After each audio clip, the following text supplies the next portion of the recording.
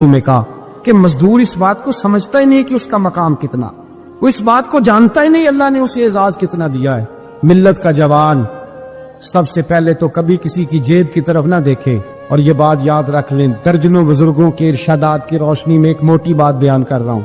توجہ ہے میری بات پر؟ جس کی توجہ دوسروں کی جیب پہ ہوتی ہے وہ رسوا ہو جاتا ہے۔ کاہل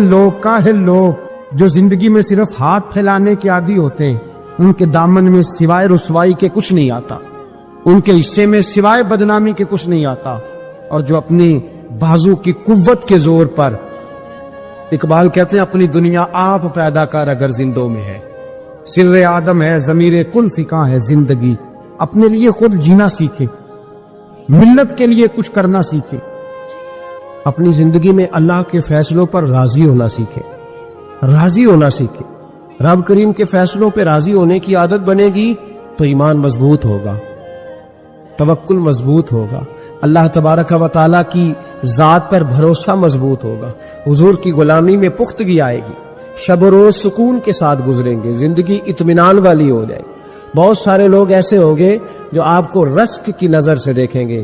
شرط یہ ہے کہ یہ ارادہ کر لیں، یہ ذہن بنا لے کہ جو میرے حق میں بہتر تھا میرے رب نے مجھے عطا فرما دیا، اور جو اللہ نے مجھے نہیں نہ دیا وہ میرے حق میں بہتر نہیں تھا۔ تو جب انسان راضی بالرضا رہنے لگتا ہے نا، پھر وہ ہر روز نماز پڑھ کے تکلیف نہیں اسے ہوتی، پھر روز درود شریف پڑھ کے وہ یہ نہیں کہتا کہ چلو 2-4 چھٹیاں بھی کر دو،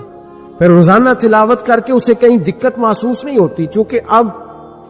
وہ چاہتا ہے کہ جس حال میں میرا رب رسول مجھے رکھیں گے، جو حکم دیں گے، میں نے اس سے کوئی تنگی محسوس نہیں کرنی، میں نے اس کے مطابق چلنا۔ بندے اللہ سے راضی ہی نہیں راضی ہوتے۔ امام غزالی سے کسی نے پوچھا تھا، امام غزالی سے، کہ حضور اللہ کا بندے سے راضی ہونا کمال ہے یا بندے کا اللہ سے راضی ہونا کمال ہے؟ تو امام غزالی مسکرائے، فرمانے لگے رب تو بڑا ہی مہربان ہے، وہ تو بڑی جلدی راضی ہو جاتا ہے، وہ تو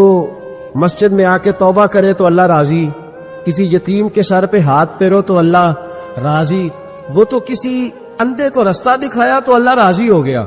وہ تو طوائف نے کتے کو پانی پلایا تو اللہ۔ امام صاحب فرمانے لگے یہ بندہ ہے جو اللہ سے راضی نہیں ہوتا، جس کے پاس اولاد نہیں وہ کہتا ہے چلو ایک بیٹی مل جائے تو میں راضی ہوں، بیٹی مل گئی تو کہتا اب ایک بیٹا بھی ملے تو پھر راضی ہوں، پھر کہتا ہے یہ دونوں اچھی تعلیم حاصل کر لے تو پھر میں راضی ہوں، پھر کہتا ہے یہ